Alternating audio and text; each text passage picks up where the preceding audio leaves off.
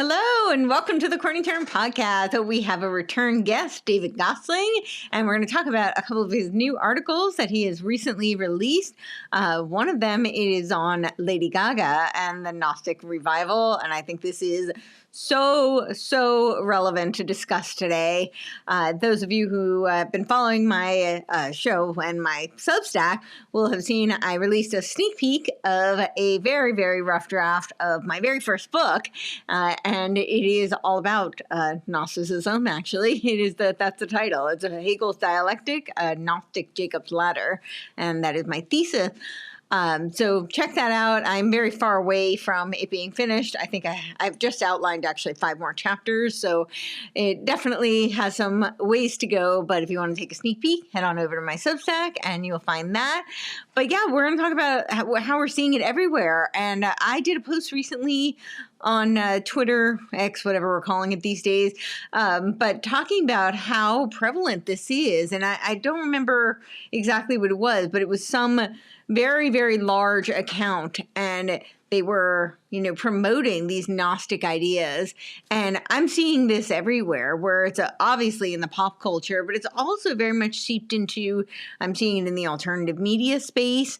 I'm seeing it just in really just everywhere. And I'm also seeing a lot of deception wrapped around with it. So people don't realize that it's Gnostic. Like, people think that they're listening to Christianese, but it's Christianese. It's not actually Christian. And I do think that's intentional. I think that's by design. It's meant to be deceptive. So we're going to dive into that. And he also has another piece on the Renaissance and the new Dark Ages, the Middle Ages, that they do seem to be trying to revive, unfortunately. So we will talk about all of that. David, how are you doing today?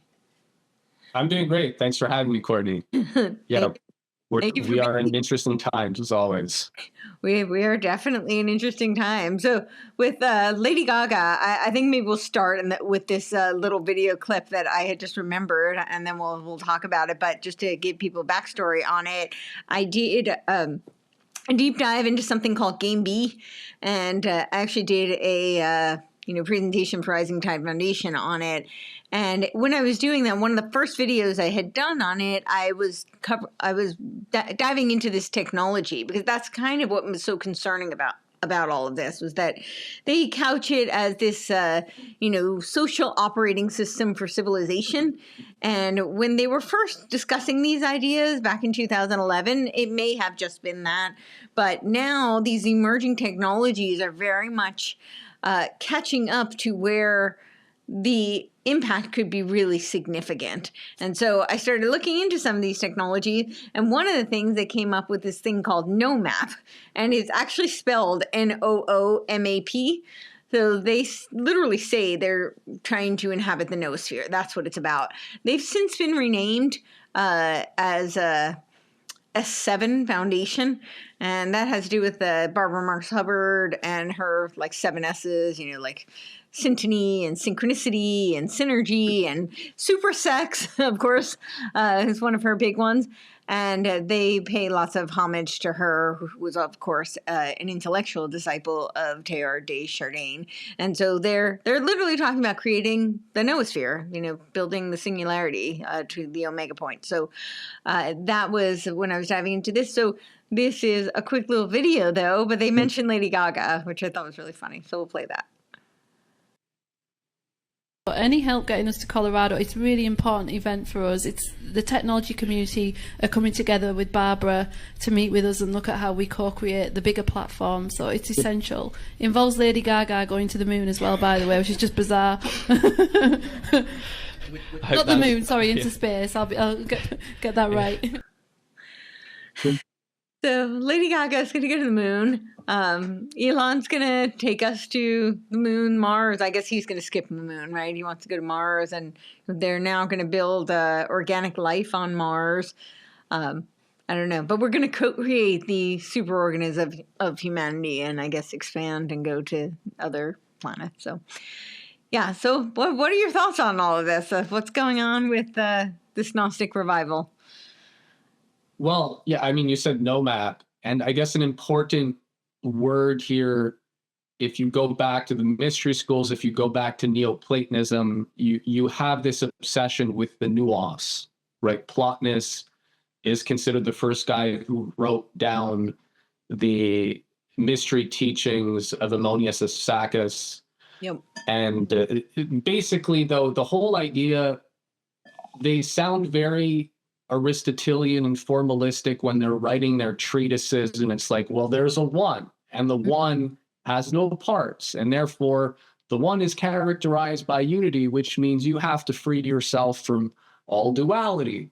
Don't you want to be free? Aren't you tired of struggling to make the right choices or something? I made Plotinus sound like it was, a Massachusetts 1960s infomercial there. But the point being, nous is very much about getting in touch with your intellectual intuition. Yep. Right? That higher knowledge is not something that you can articulate in intelligible forms, not even, like you could say, art, poetry conveys something unspoken or non-literal, but it uses metaphors, right? It constructs images that allows people to make a discovery, reconstruct a certain series of images, and be taken on a journey of discovery. The nous people who are like, don't you want to get in touch with your nous? That's why you need to take psychedelics and have a mystical experience. That's why we need to even, right, they're talking about space travel, which I think is cool and important, right? But they steal all these ideas. They want to turn it into a mystical journey of consciousness spreading, right?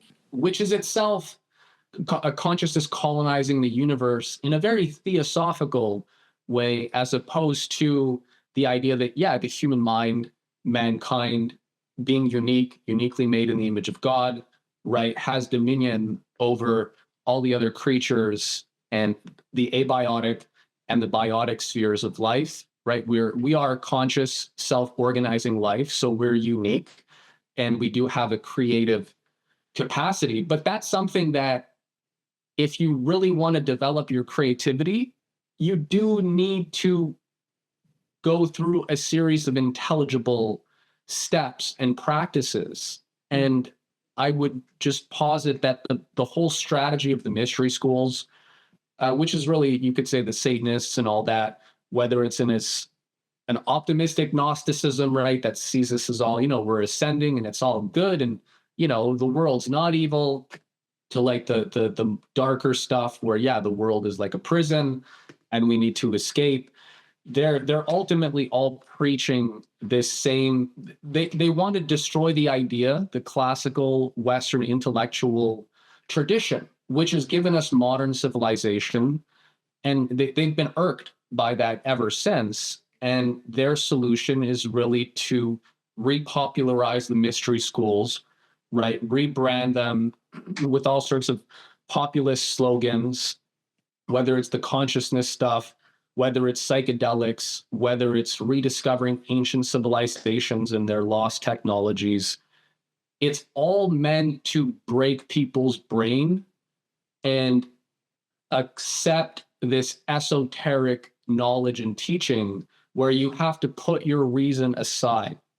Despite the fact that the development of reason, if you look at the Renaissance, right, if people look at my latest paper, A Renaissance or New Middle Ages, it was based on advancing on the principles of Plato, Christianity, where man has reason, right? He has discernment, which no other animal has.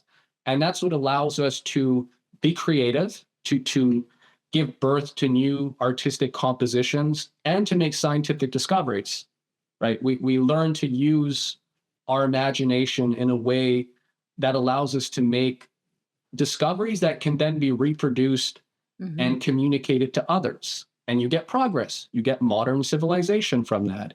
They don't like that. They're saying, no, there are mysteries and there is intuitive knowledge and it's experiential. And if you want to have access to that, you have to go through initiatory stages, which is their way of controlling knowledge.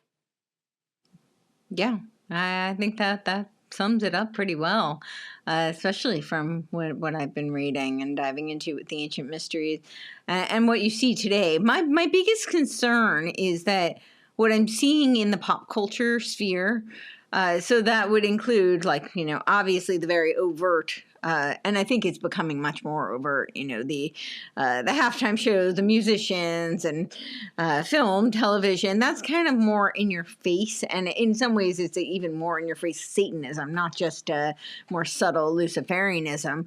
But you're also seeing it because we don't really have like centralized media forms. And as you're saying, the people, they're trying to break people's brains, right? With the giving them the drippings of the gnosis.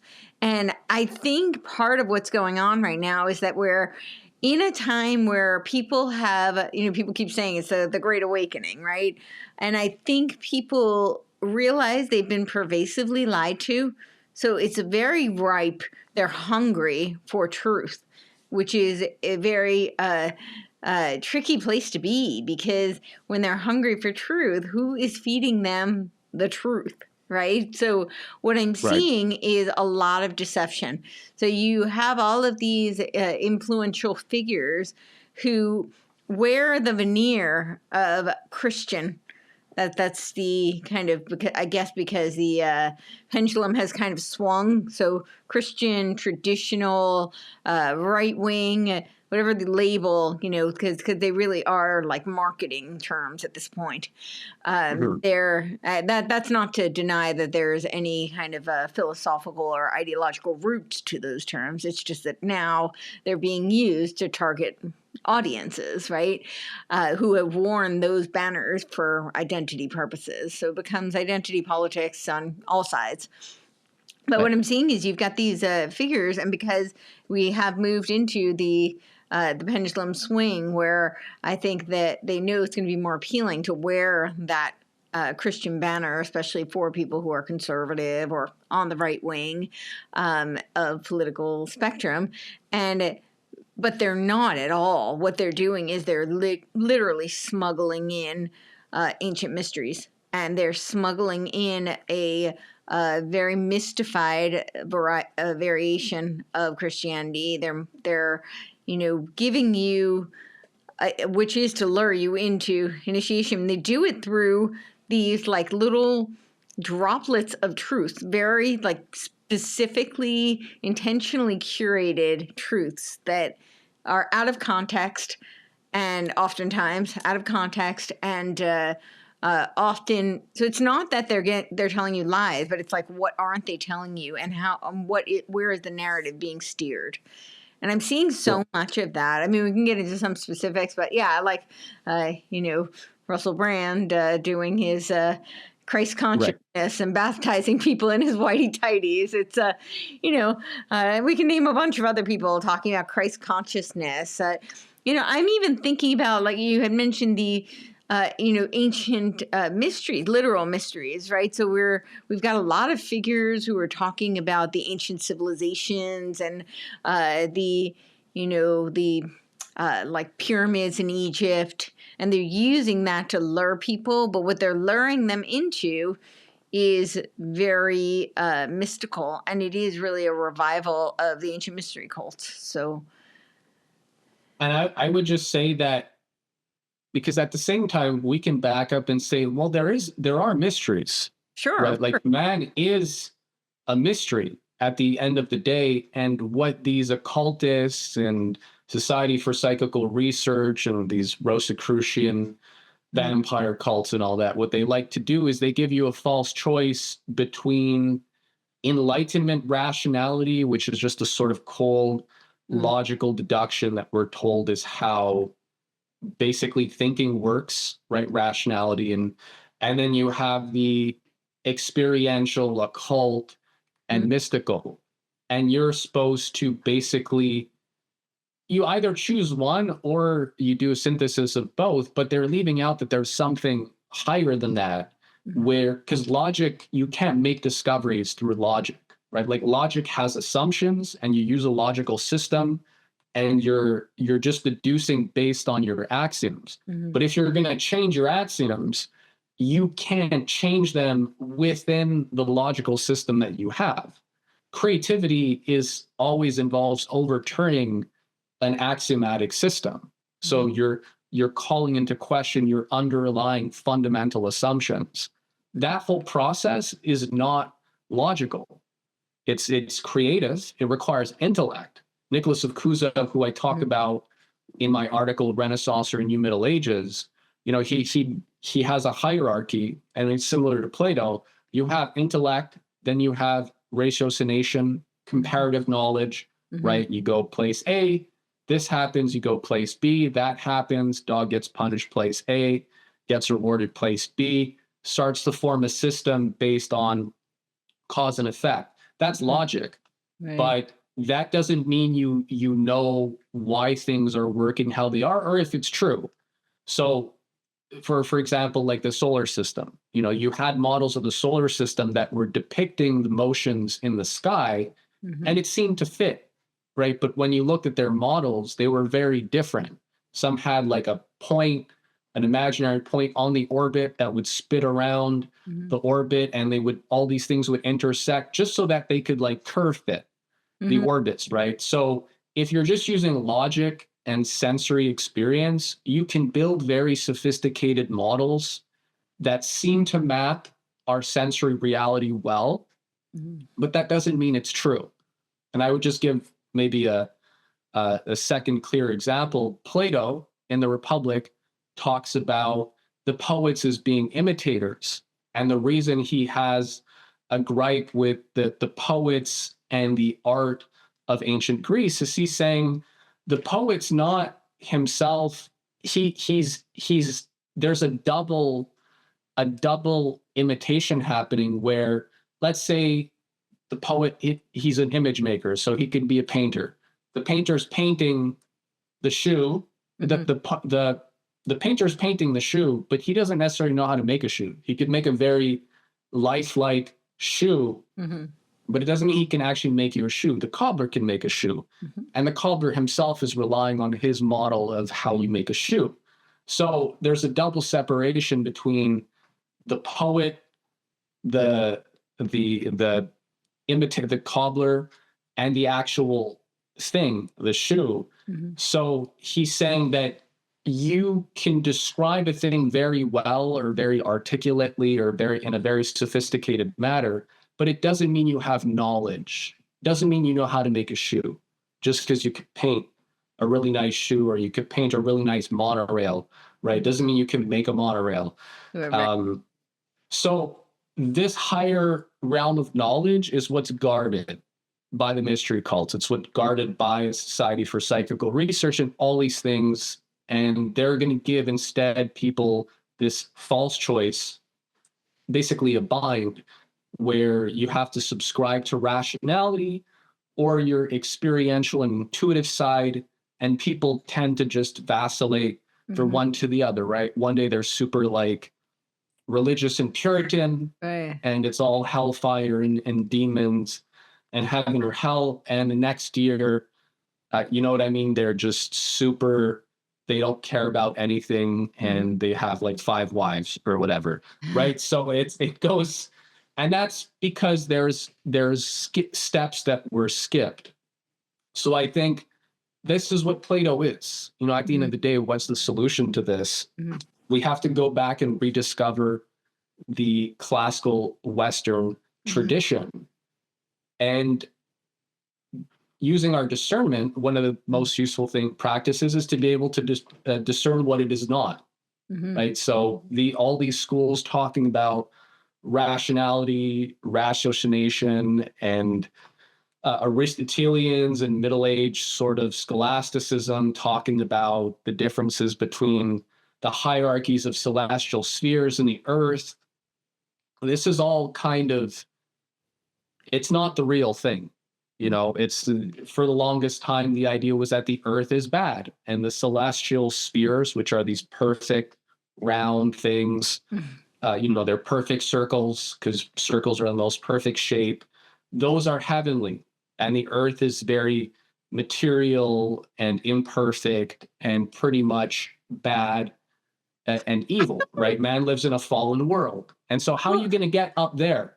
Other than Right. you So I maybe would you say flagellate yourself, maybe you I would say the Gnostics definitely spoke of that, right? They talk about the demiurge who's created this, the ignorant demiurge who's trapped man into this fallen world where we're withheld from our knowledge, right? So the gnosis is limited, and of course they believe that Lucifer is the real light bearer who's going to illuminate us with the gnosis, the potential for man to reach his full potential, which is of course typically the idea that they will essentially become gods or their own god.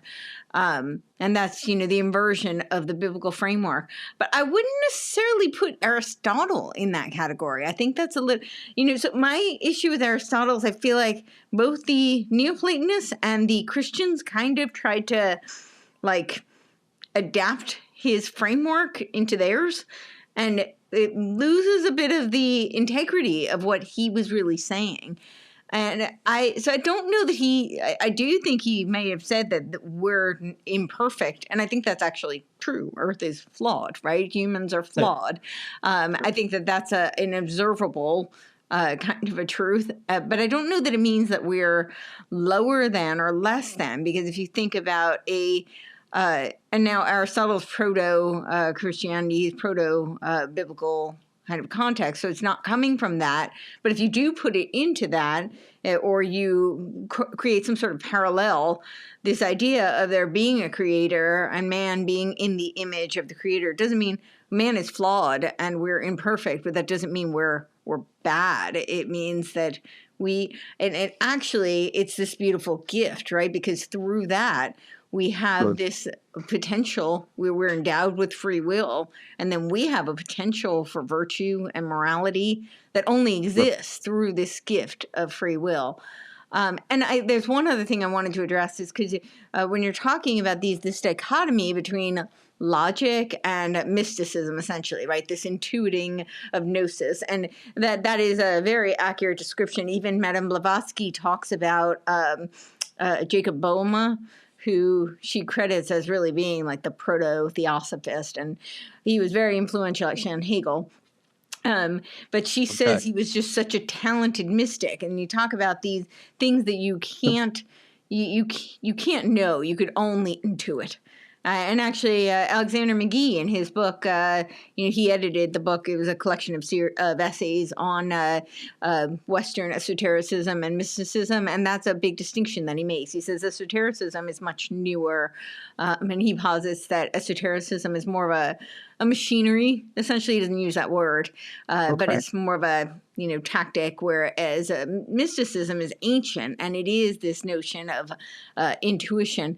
But so you draw this dichotomy between the two, and there's this kind of very rigid logical framework, and then there's this intuition. But I think, and I would actually say Aristotle would argue this too, Plato does in a different way, because he talks about recollection, which isn't quite the same thing.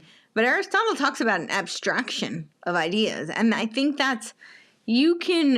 and that does involve creativity. And that is something where you can take things that are, very real and provable. Like I have, this phone here, I've got a microphone here. And then you could abstract things from that, even if you didn't have the empirical evidence in front of you. And he does reference that. So that's, an element of creativity. Honestly, yeah, I would say it's a question of method, though. Like, there's Christians who will espouse all the standard doctrinal points and dogmas, but then you see they have a very different outlook from other Christians, right, that are espousing the same beliefs. Aristotle, if you read Aristotle, it's this super granular textbook. It feels almost like a computer manual that you're reading, and they're tomes. They're like computer manual tomes, and it's just one after the other. Plato, they're dialogues. He's trying to get people's minds moving. He's asking you questions.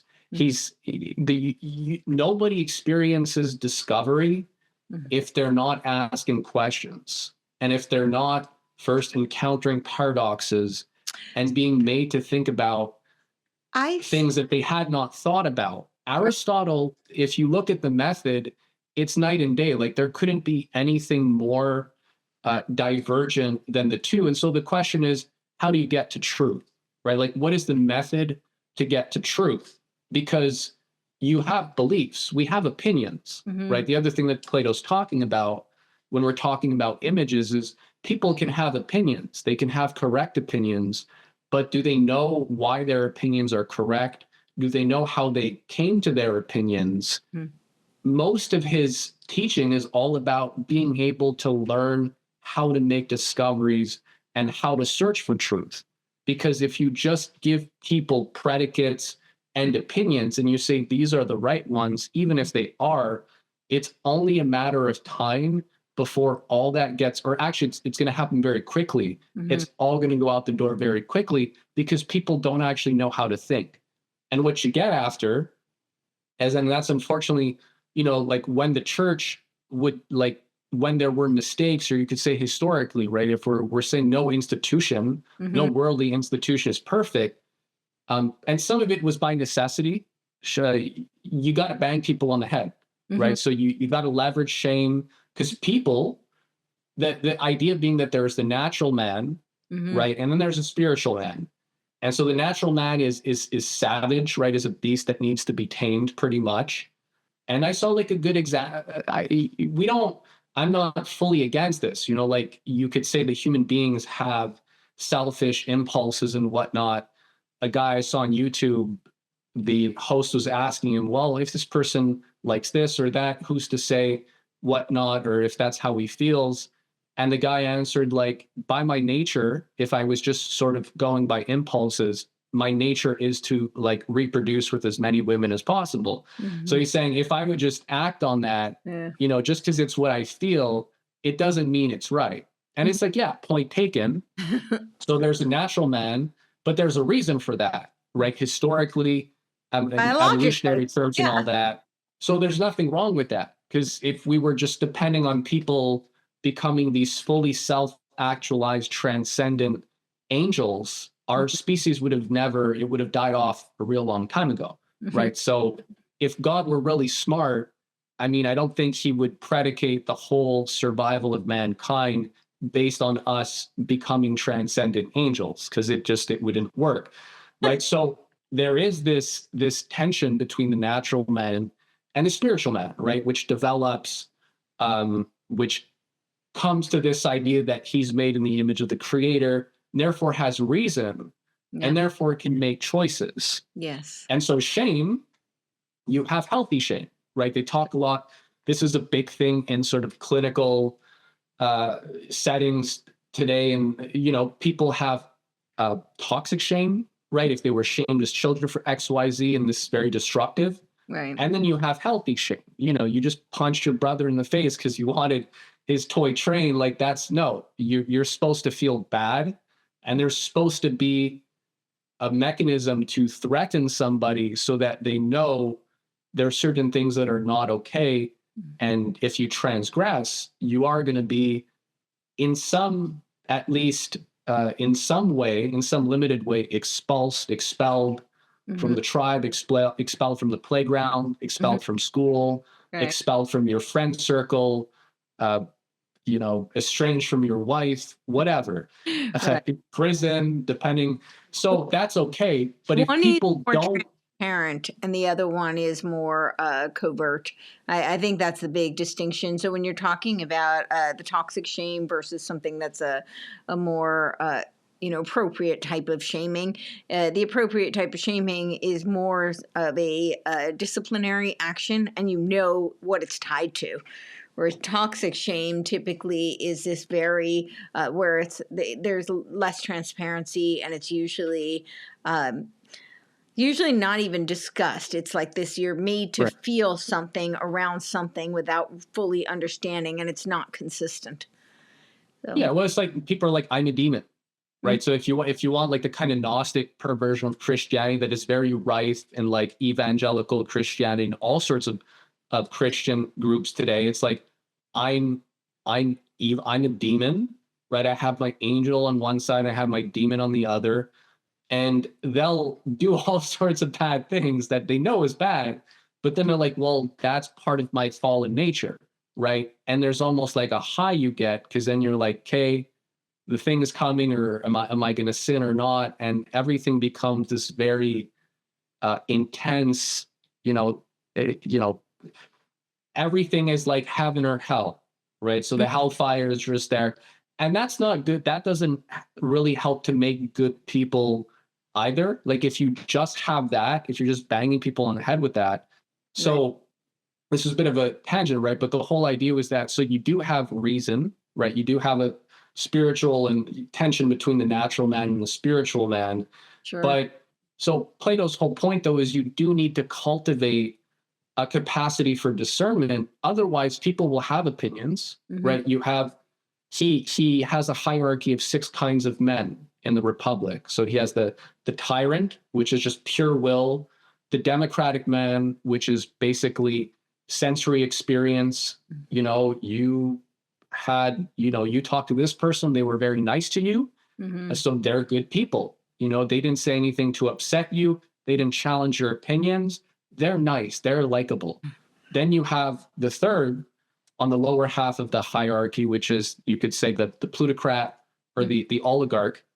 And so the oligarch is clever, right? He has an added cleverness where he doesn't necessarily subscribe to all the opinions or beliefs or have full trust in his sense experience per se, but he knows how to manipulate opinion, right? This is also the magician, right? He knows how to say things, to give suggestions, so that he's really not you're doing all the work for him. So just to say, so you have Christians who are at the democratic level, right? They may have, they subscribe to the dogma, right? And the basic doctrinal stuff, but like beyond that, they don't really have anything, right? And there's a lot of emotion, everything that they get very amped up on images, right? Christ is king, right? And now all the people that are just losing their heads with this stuff, well, you have these like fads like Jack Posobiec and all these guys just creating this super crazy feedback loop. It's like, yeah, you're a democratic man. You say you don't like Democrats and all that, but your whole wiring in how you think and feel is based on Plato's democratic man. So if we want a republic, if we want sovereign nation states, you need people who are sovereign.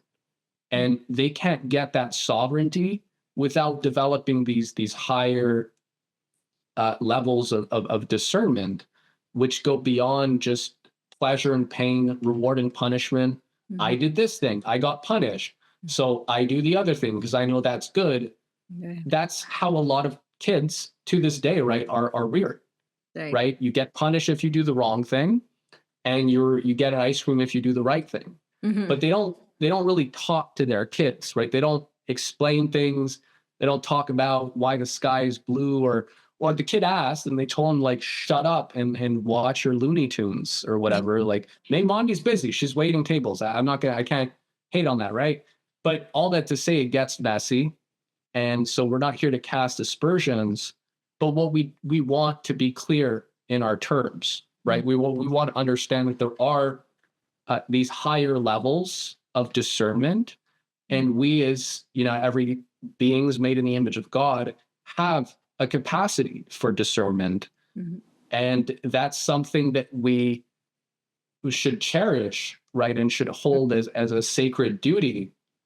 And all the more, therefore, these mystery cults coming in and intentionally trying to subvert that in order to lure people into this labyrinthine world of intuitive knowledge and mystical experiences, which are as prevalent on the right and on the Christian right as on like the secular new age flaky left, right? So these are the traps. They're all there. And the higher stuff is the narrow path, right? You got to go back to the original sources, Plato, Augustine, Cusa, the Renaissance, the actual thinkers. I would say, though, I think it's not the schism is where I have kind of a a difficult time reconciling.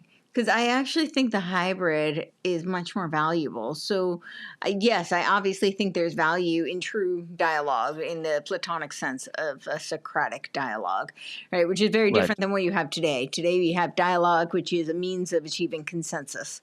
This is the Neoplatonic dialogue, which was the foundation for theosophical, group, which has now become very systematized, with sensitivity training and SEL and, encounter groups and all of that. And and cybernetics is the technological, advancement of that, the socio-technical systems. But it was really this exchange where you were confronted, right? So as you're pointing out, you have to challenge your axioms and, you may either defend them or not. This is part of why I was on the debate team in high school, and I really loved it because it was a structured kind of, it's not what we see today with the debate me bro, culture. Right. It was very structured, but you were on one side, which you might not have agreed with, right? So you had to learn whether or not you agreed with that stance. You had to really work to figure out the argument, and it was structured. Right. So you couldn't just speak at any time, like, oh, I had an idea, right? You had to really use discipline and be very thoughtful in the crafting of your argument, not in a sophistry type of a way, but in a way that you end up at the other end of the debate, either deciding that you are even more entrenched in your belief, you feel very strongly about it, or maybe new information has been brought forth and you have changed your position. And that is true, Socratic method of questioning and presenting arguments. But I would also say that without any kind of solid metaphysical and epistemological foundations, that becomes a vehicle for potential, mysticism to completely overturn, because you have nothing, there's no solid foundation. And so I don't think that there's I wouldn't completely reject the notion of having some sort of, obviously, again, Aristotle was biblical. He wasn't a Christian. But if you think about it in Christian terms, you have the Ten Commandments, right? And yes, you may have dialogues and you may have questioning, but you have a core set. We're just using that as an example, right? Because it's one that most people relate to. So you have these 10 commandments, and that is like the core foundation. And yes, you're going to question things, and you may shift your perceptions but that is the foundation upon which your in this case, a moral compass rests, but not just a moral compass, because there's a lot of metaphysical presuppositions laid in that. So I don't know. I think that there's value in the two together. And when you look at them and I think that's intentionally, and this is my cynical kind of, the cynical part of me, where thinking, that there are conspiracies, but it's so convenient to have them split it, and that one is right, the other is wrong. But when you really look at the Neoplatonists, I feel like they kind of hybridized both. They cherry pick, which is what the Theosophists do. They cherry pick from the various religions and worldviews and philosophy. They like this over here. They like this one. It's like going into a garden, being like, I want a tulip, I want a rose, and but they don't grow that way, right? It's not. You can't say, yeah, they're all flowers, but it's not all the same, and they don't come in this bouquet. And that's kind of what they do. They make this theosophical soup to serve their lens, their worldview, and to serve, in many cases, their agenda, what it is they're trying to accomplish. But yeah, so I don't know. Well, I know, and I think it's a good example. And we could just say, though, again, people should read Plato's original dialogues, but then you're not wrong. Like that doesn't mean Plato was against. He believed in laws, right? That what his last dialogue was called the Laws. Yep. And after a dialogue with two different guys, one is from, I think he's a Spartan, and the other one is a Cretan. After having a dialogue on education, on wine drinking and everything, they start to come up with laws for this ideal republic that I think it's Cleinias, the Cretan, he's like, hey, they told me I can run this island, want to help me make its laws. Mm-hmm. So Plato did that too. Mm-hmm. Yeah, I mean, very extensively. The Laws is his longest dialogue. Putting laws on top of a laws without the metaphysics is not the same thing as having the there's like we can think of this in more modern terms, or even back then, like we can think of Roman law versus natural law, right? Or like law system. There is the underlying nature versus a law that is a construct. So I don't know. Well, that's putting that out there. To add to to use the Ten Commandments example, because I published Friedrich Schiller, who's one of the historians and poets that we do a lot of work on. Matt has done a lot of work on. At Chain Muse, Age of Muses. Like I translated the Mission of Moses, which is one of Schiller's most interesting pieces, where he talks about like, hey, what was Moses up to? Like what was the thinking behind various things he was doing? Like what happened, right? Because obviously you have a story in order to sort of assimilate everything. But, he's making the point, he actually makes it another piece as well, like civilization at different points, man, depending on whether it's in the infancy of its civilization or maturity, you're going to manage things differently. You're going to run things differently, right? And governing a child is not the same as governing children is not the same as governing adults. So we do also have governing man in its infancy versus, or, in its archaic tribal form, right? Versus a more modernized civilization where, you can't just drag somebody out on the street and stone them. That's frowned upon. Right. Even in our, degenerate or decadent culture, you can't do that. You can't drag a lady by her hair in the street and be like, she cheated, right? People would say you're crazy. Thank goodness for small favors. Pardon me? I said, thank goodness for small favors. Yeah. Right. So when Moses is laying out the laws, I mean, man is feral, right? You're talking about a feral society, beyond what we're. And so this is why a lot of the polemics that I have in my recent pieces, it's against this romanticization of ancient times where people are just like, there was this pure age. And then when you see what like Jesus or Moses were intervening on, it was the most horrific and hideous stuff you could imagine. Barbaric, yes. Yeah, barbaric. And so, you need hence the 10 Commandments. But then when Jesus was asked later, right, then Moses was taming the natural man, right? So that the full spiritual man had not yet emerged, right? Right. Until Christ came along. So Christ, when he was asked, what are the most important commandments, right? His answer was love God and love your neighbor as yourself. Idea being that if you truly did those things honestly and sincerely, a lot of that's just going to fall into place. Yes. Right. If you treat your neighbor as yourself, you're not going to steal his wife or kick his dog. You know what I mean? You're not gonna use the Lord's name in vain in the sense of trying to justify whatever heinous acts you want to do or whatever ambitions you have by sort of stamping it with this is God's Deus Vult, as I think the Templars, right? Pete Hegseth, I think he's got not sure how you pronounce it, but that whole Templar thing, right? You don't need to do that if you truly love God and you love your neighbor. So I think you can see right there that obviously if you're going to conceptualize things at the level that Christ is suggesting, that means you've moved beyond just a legalistic framework of reward and punishment. But if we're wise rulers, we know that we can't be such starry-eyed idealists to think that everybody's going to be angels and you don't need cops and you'll just send in the social worker, right? Like we don't think that either, right? Natural man is still a thing and people are still feral, even if you're in the 21st century. Sure. So but you need discernment, right? To be able to make all these distinctions. Right. Otherwise, you really got to bang people on the head with the shame and the hellfire, or you got to lay out rules for everything, right? Every step of the way. And you got to break everything down really granular and you have to have laws for everything because people, they can't think on their own. And so that's the problem we have today.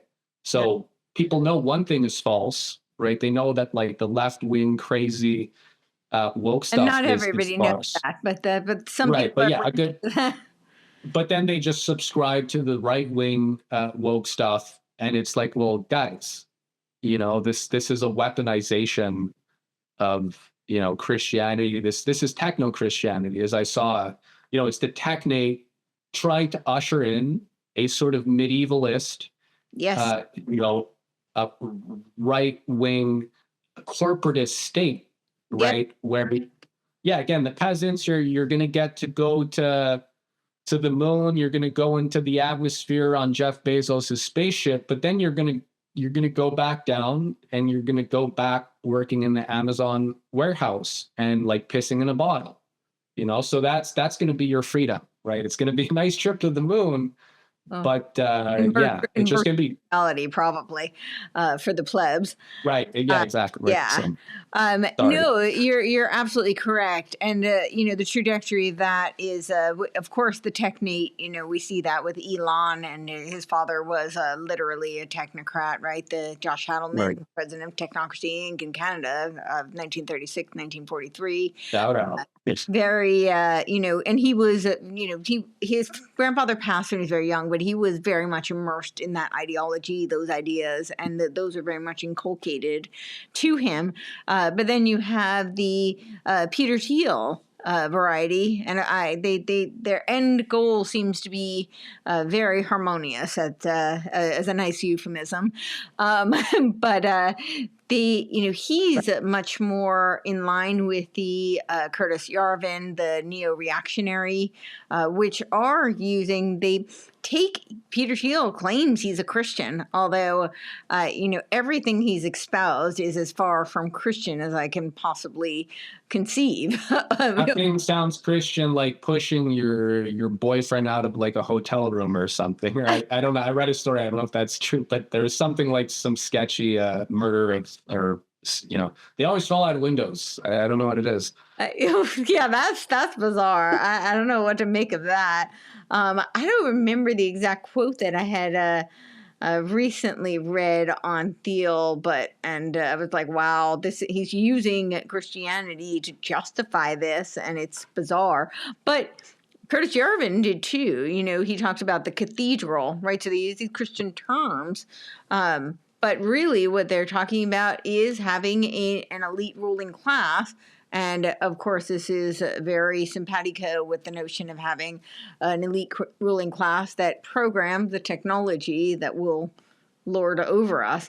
If I can find or remember the quote, then I'll bring it. But yeah, this is, and it is done under, but this is what we're seeing all around. It's all done under the banner. We were talking before we pressed record about ARC, and that's also done under this banner of Christianity. And you did a great job in your Gaga piece talking about Jungian Mithraism. You've done a lot of work on Mithraism in your previous. My next piece is even more targeted on that. Yeah, young and bad. So okay. Oh, great. I'm excited. I look forward to reading it. But that, Jordan Peterson is literally a Jungian. Like that's his, but yet everything is couched in this Christian kind of veneer, and it's Christianese. I call it, like legalese, Christianese, Christian language. So for those who don't have a whole lot of discernment or who aren't super versed in, biblical context, this appears to be Christian. And, it's not my job to tell people what to believe, what to read, what worldview to subscribe to. However, I think it's worth pointing out when there's deception and when it's obvious deception. And this is it looks intentional. I don't know if it is, but if it, let's just give the benefit of the doubt. At the best, this is very misguided to frame this as being Christian when he's literally a disciple of Jung who dreamt of overthrowing Christianity. And he, I was always fascinated with how all these futurists, they always have their quadrants. And someone pointed out, actually, when I did the Rising Tide Foundation on presentation on Game B, someone pointed out that Jung had a quaternity. And I had totally forgotten about that. My days of studying psychology were a while ago. But I was like, that's right. And one of the godheads was Satan.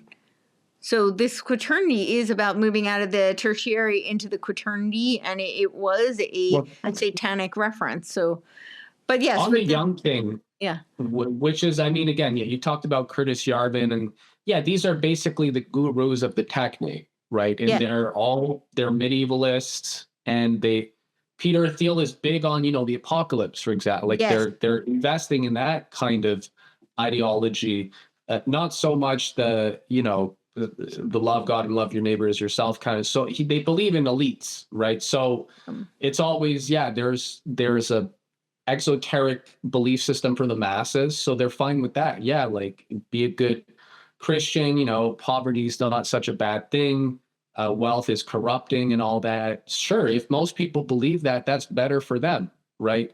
But so they believe in controlling opinion, but ultimately that's really all there is. Like, the true wisdom and the true initiates are the ones who know how to control opinion using logic, right? And creating systems, formal systems that people can be entrapped into. So like Curtis Yarvin loves Aristotle. He says that's the basis. He's saying, like, if you want to understand his politics, or you want to understand his arguments for having like a medieval startup corporation, or running the state like a medieval startup or something, he says read Aristotle's Politics.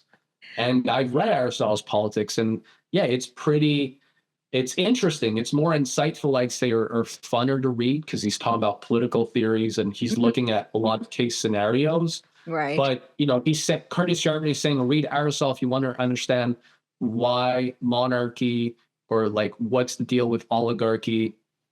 And so that's his framework as well for crafting his idea of how you run a state.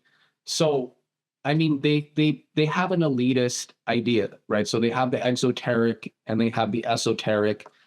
And so, going back though, I think to what is the ultimate difference? What does it come down to? Aristotle and Plato both said the same thing. I'm sure, just like most, Aristotle, he's copying Plato, right? He's trying to rebuttal. So Plato says the most important part of education is the beginning, right? So the principles that you start with, the basic assumptions, those, it's worth taking the time to investigate those. And so Plato's idea of the soul versus Aristotle's, anima, his idea of the soul, they couldn't be more different. In the same way that their approaches are different, Aristotle believes that, again, the soul is an empty slate. It's like a wax tablet, and we get experience. We get experience, and Aristotle is saying there has to be a mediator because the soul is immaterial, he says, but it's receiving material impressions. So he's saying there has to be an intermediate thing. So he ascribes to the soul the pneuma, an encasing of this immaterial soul by an ethereal pneuma, which is like breath, spirit. And so that translates sense perception and communicates it to the soul. So Aristotle's always thinking about mechanics. At the beginning, we said there is a mystery. We're saying the mystery cults are big on mystery, but that's the basis of all of Plato's method is recognizing what is the real mystery versus what is the sort of mystical gobbledygook. And he's saying the soul has the ability to make discoveries. Man is able to experience, a new idea occurs to you. So where does this new idea come from? How does it get in your head? We don't know. like to this very day, we don't know how creative thought happens. Or even Jung, he was discussing it in his book I'm reading, he's talking about psychology and literature. It's true. Like the artist, he gets an idea, he gets a concept, and then he has to flesh it out. How that happens, right? How that idea actually appears in our head, becomes its own thing, and then the artist has to sort of flesh that out and go through all sorts of tribulations and jump through all sorts of hoops to sort of bring this idea to life from the unconscious. We can't explain that better than Plato or the ancients could, to be frank. So the mysteries are not going away. The mysteries of the man soul. has limited knowledge. Yeah, that we definitely, and it's yeah. Aristotle tries to explain that mystery because, again, he has a logical sort of approach to everything. So he's trying to explain the mechanism for the soul, but in doing, he offers an idea of the soul that is basically antithetical to the classical Western or Christian tradition. Aristotle's idea of the soul is really, there is no knowledge which isn't derived from sense perception